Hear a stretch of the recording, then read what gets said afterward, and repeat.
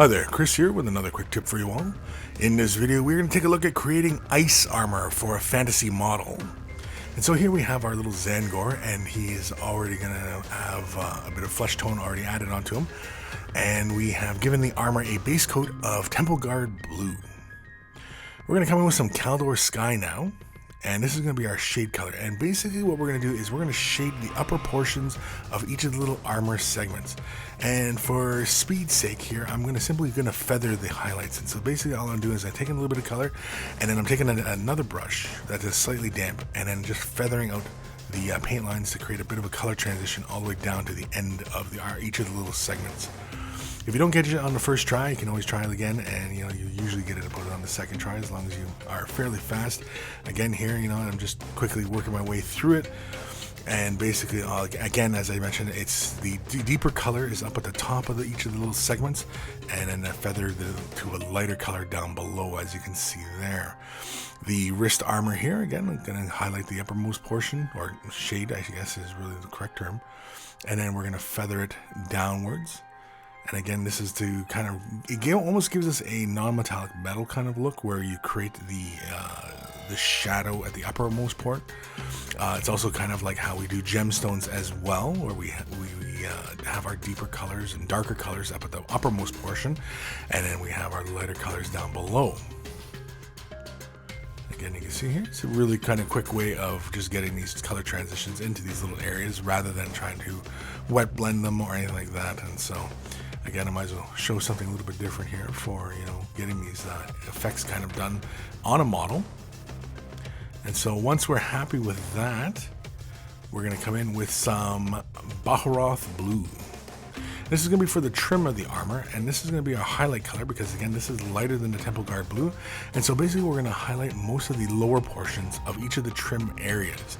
Now, we're not worried about each of the armor facets that we had previously done just a moment ago with the Kaldor Sky. This is just for the trim.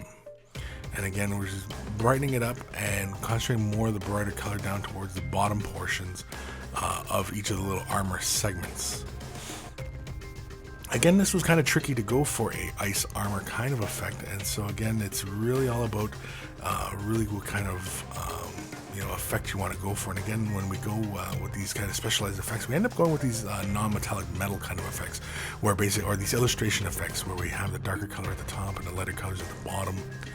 Draganov Nightshade is next with a heavy helping of Lemaine medium, as well as some Liquitex Flow Aid, because I'm using so much medium here, but I still wanted to act like a shade wash, and so I add the Flow Aid so that the shade wash still creeps into the little details, but I wanted it thin so that we didn't tint too much of the surface of the armor. And as you can see, I'm hitting all of the armor sections uniformly, but allowing some of that shadow to pool on the upper portions, but as well as hitting some of those lighter portions as well. Again, giving us a fairly uniform kind of a shade over the area. Again, this is just to help create some separation and some shadow points and some dark points, really just to give us a lot of contrast in those areas.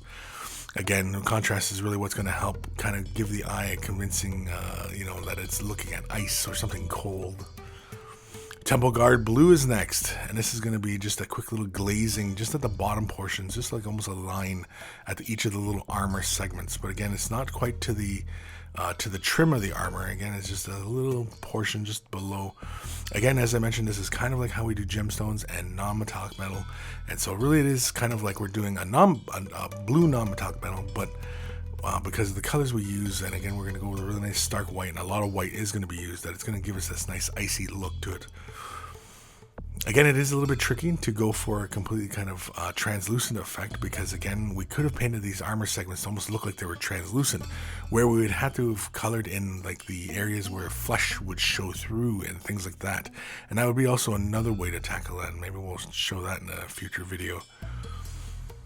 As you can see there, we simply just brighten up the bottom portion, these little facets.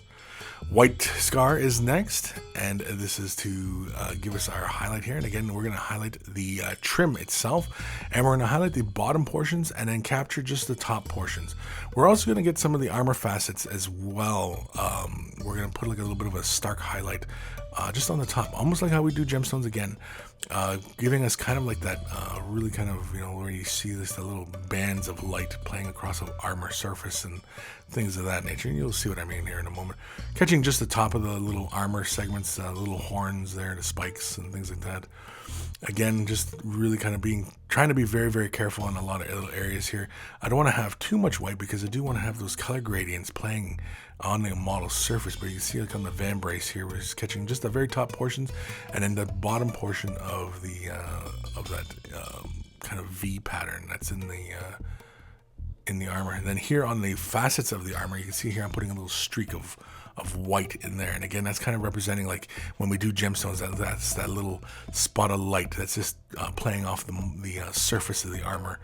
And again, this is giving it kind of like this little bright kind of shine to the armor, and you know, hopefully it convinces the eye that you know, you're looking at something kind of icy and cold.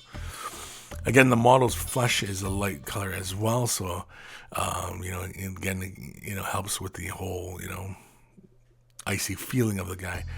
Again, with the armor segments themselves, you know, here you can see we did the uppermost portions. Again, we did little streaks and lines, and again, it's all about, you know, creating that icy kind of look. But that is it. It's as easy as that.